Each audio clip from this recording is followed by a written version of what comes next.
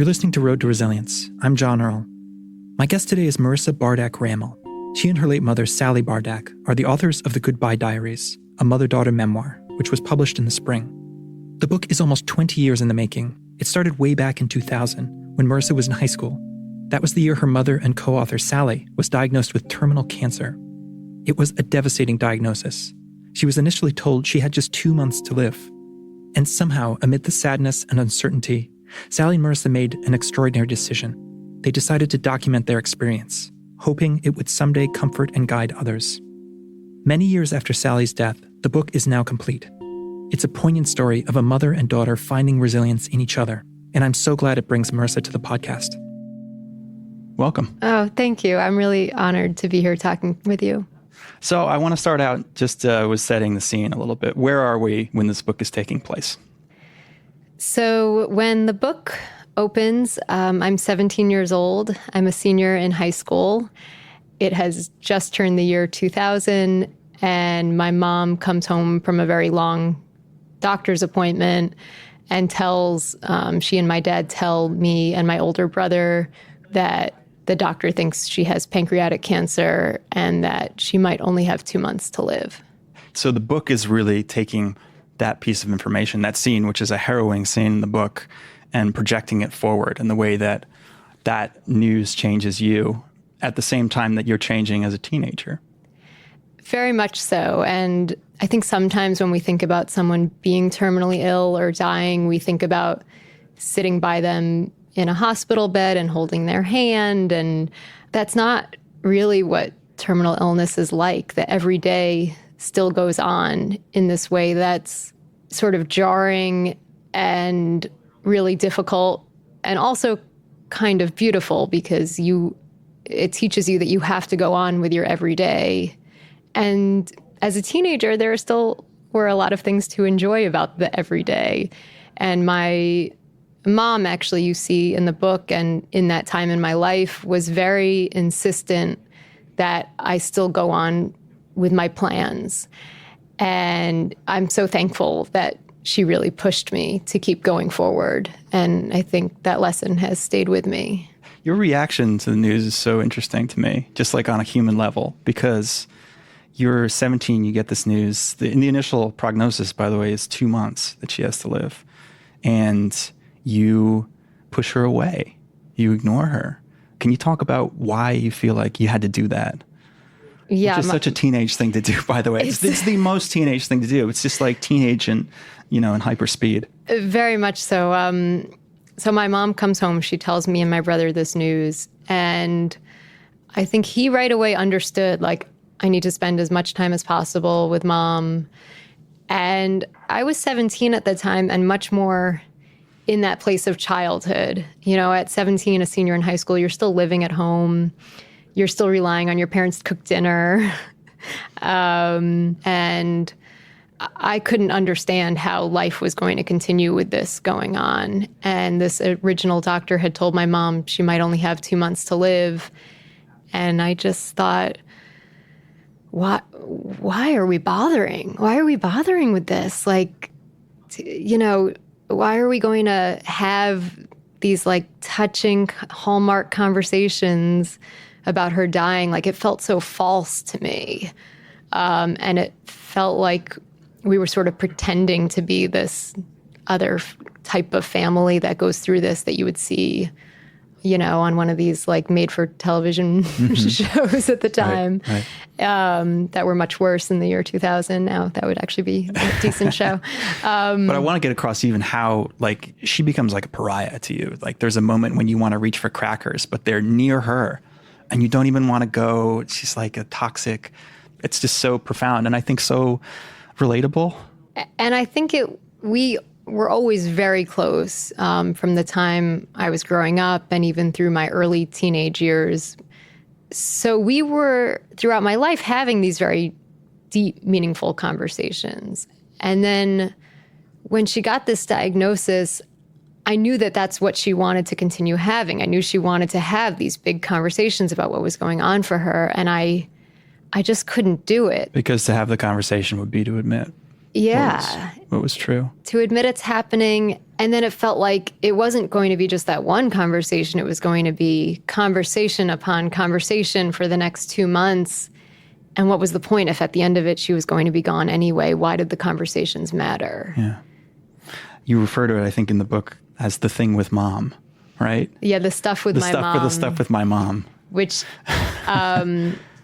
yeah, I mean, to even say the word cancer out loud felt like way too much of a reality. And it felt also like a disconnect. Like, no, that can't be our story. That can't be what's happening with us. That happens to someone else. That's way too serious to happen to us.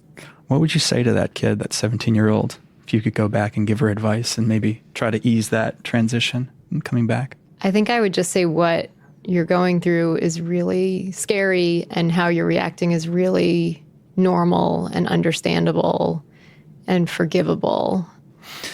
How did the idea for this book come about? I always wish that I could take credit for it, but really the book was my mom's idea. My mom was always drawn to writing. That was always how she processed her emotions. And it was always just something she loved doing. She wasn't trained as a writer. She was a special education teacher. And a few months into being at school, she called me up. She said, everyone keeps telling me to write a book. I don't think I can write one on my own, but what if we wrote one together? And I immediately said yes. And the next time I was home on break from college, we sat together in my childhood bedroom on my bed, which was always like our spot. And we started mapping out the chapters. We knew we wanted a chapter about the night she was diagnosed. We knew we wanted a chapter about her going through chemo. We wanted a chapter about how our friendships had changed since she'd been ill, and we wanted to write about how our friendship had changed. And I went back to college and worked on my chapter, and she had recently retired and worked on her chapter at home. And then the next time I was home on break, we printed out our chapters and exchanged them in real time and read them in front of each other. What was that like?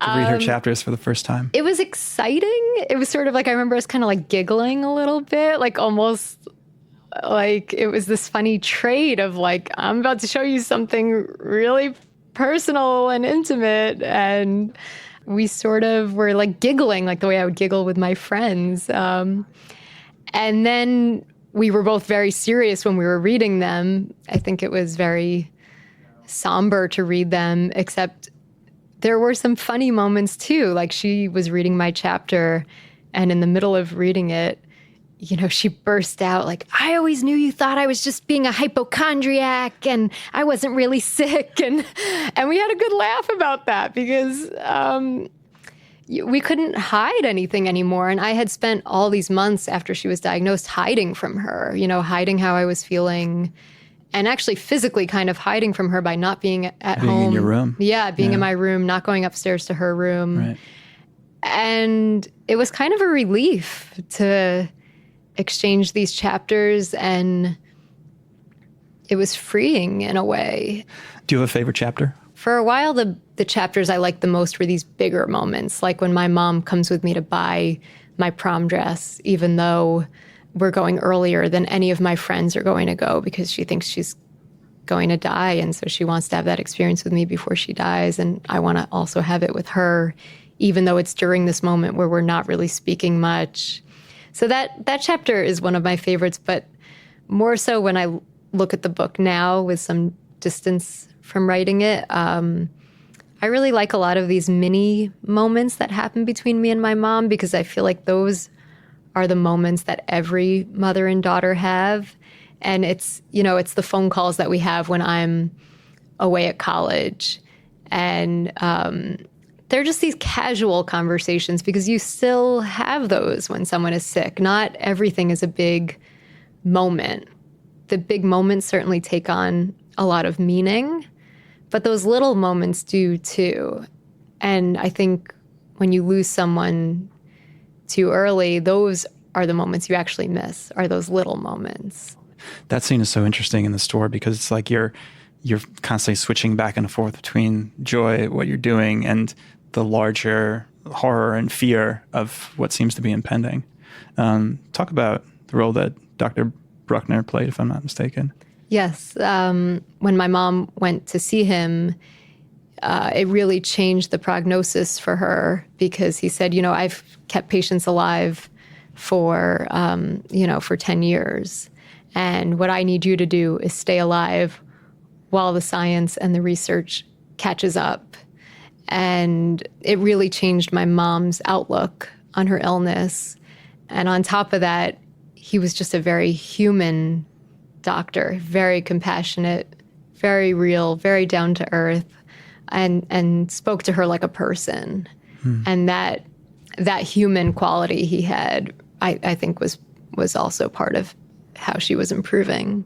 What were some of the other things that kind of were the wind at her back, if you will? Well, another scene in the book that I love about Dr. Bruckner is that my mom, has just gotten back some sort of bad news, and she's feeling kind of depressed, and she's in the hospital getting chemo, and she's watching Ally McBeal on TV. And Dr. Bruckner comes into the room. He sits down on the edge of her bed, and he starts watching Ally McBeal with her. And he pops open her ginger ale can and starts drinking her ginger ale.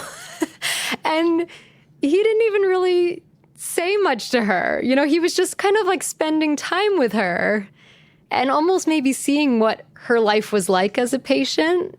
I just love that he was able to kind of show her that they were in it together. The impression I get of your mother is just of this amazingly warm, kind, connecting type of person. I imagine that a person like that fills the nurses with joy, fills the doctors with joy, and that creates a loop. That comes back to her, would you say? I certainly think so. She had that effect on everyone she met, and people would often compare her personality to Elaine from Seinfeld, which she loved because she loved Seinfeld. I was going to bring up Seinfeld. Yeah, she... that was the highest compliment you could give her, was that she reminded you of Elaine. Yeah. Pop culture was actually one of the things I wanted to ask you about. Here's the big question. It has to do with how our culture deals with and prepares people for these types of experiences. What would you say about that, having gone through it and then going out into the world and seeing what pop culture provides for us in terms of guidance? The first moment you see it come up for me in the book is when my mom tells us her diagnosis. And part of the reason why I can kind of make myself believe that it's not cancer is because I say, I've seen how that happens in the movies and in books. And the mom sits the kids down and says, I have cancer. It's a very direct statement and it's very certain. Where in reality, her diagnosis was very unclear, and the amount of time she may or may not have left is very unclear. And that anxiety leaves us feeling very lost. And I think there wasn't much in pop culture to prepare me for that, and yet that's what a teenager is forming their identity around so much. These chapters were initially written 20 years ago, but the book just came out in May. In the epilogue, you mentioned your son was kind of a motivation to bring it to publication. Can you talk a little bit about that? So my mom and I continued writing these chapters, and then we were also keeping journals separately that were they weren't intended for the book. And I had about a third of the book pulled together, and then I just kind of stopped because I felt really paralyzed by this idea that I might not have enough from her. And I felt like I was going to get to this really heartbroken place of... and that's where the journals came in. They helped you to fill out that material. Yeah. I was, the journals, journals in general, they feel very sacred. And what made me feel better about that is a few things. One is that she kind of lived her life like an open book. She wasn't a very private person. And in addition to that, I think when she was writing, she was thinking about these pieces of writing being left behind for us. I don't know that she was thinking about them being left behind for everyone, but I think she was thinking about them being left behind for my family. Yeah. I know writing can be a healing process for many people. Was it that way for you? It definitely was and still is. And it was for my mom as well. I still find the days when I'm not writing are days when I feel really disconnected from myself. And I'm always drawn to writing as a way to process my thoughts, process what's going on for me, and get some things out. I still kind of have some of those feelings I had as a teenager, of sort of that feeling of some things are too sacred to say out loud. And writing them down feels like a safe way to do that, and a private way to do that. And then after that, I'm able to talk about it with my husband or my friends. And I hope that for other people out there who might be going through something difficult, if writing is something that, draws you in, you don't have to be a good writer. It's not about that. You just have to be emotionally honest about what's going on for you and what's going on in your life. What are your hopes for this book? I still kind of have the same hope that my mom and I had when we were putting it together, which is this idea of this other mother and daughter out there who read it together and who find a way to reconnect with one another through the book. Sometimes it's hard to have those conversations you really want to have in this time with one another. And I hope that the book can be a way to help you have those conversations, because sometimes it's easier to talk about it through the lens of a book or another person's story than it is to really hit directly on what's going on with the two of you. And I think the other things the book says so beautifully is very similar to the advice that you offered for your 17-year-old self, which is that it's okay. It's normal to go through these ups and downs. And I just think there's a lot to just grab onto in this book that will make a person feel less alone. I hope so. And there's so much more that I understand about her chapters now that I'm a mom myself. And you were asking earlier about my son being an inspiration to finish the book. I think part of it was this idea of becoming a mother and picturing children in my life and picturing this new role of loving them and caring for them in that same way that my mom cared for me and my brother. That helped me understand her chapters so much better. And her chapters kind of continue to teach me as a mom, because I don't really think you fully understand that experience until you're in it. And me becoming a mother is sort of me reconnecting with her in a way that I haven't been able to in a while. How do you describe her to your kids? I say that she was very funny. She had a very loud laugh. And I tell them that she loves them so much and that she watches over them and that they can talk to her whenever they want, that she's always listening. That's great. Well, I think that's a great place to end. And I want to thank you so much, Marisa, for joining us. Thank you. It's been a pleasure. Thank you for having me. The Goodbye Diaries by Marisa Bardach Ramel and Sally Bardach is available now wherever books are sold. That's all for this episode of Road to Resilience. Thank you to everyone who has rated and reviewed us on Apple Podcasts, shared our posts, filled out our listener survey, or told a friend about the podcast. Your support helps make us resilient. Thank you. Road to Resilience is a production of the Icahn School of Medicine at Mount Sinai. Our team includes Katie Ullman, Nikki Hudson, and me, John Earl. Our executive producers are Dory Cleesis and Lucia Lee. Nikki and Justin Gunn shoot video for us, and Kathy Clark shoots photographs. From all of us here, thanks for listening, happy Thanksgiving, and we'll see you in a couple weeks.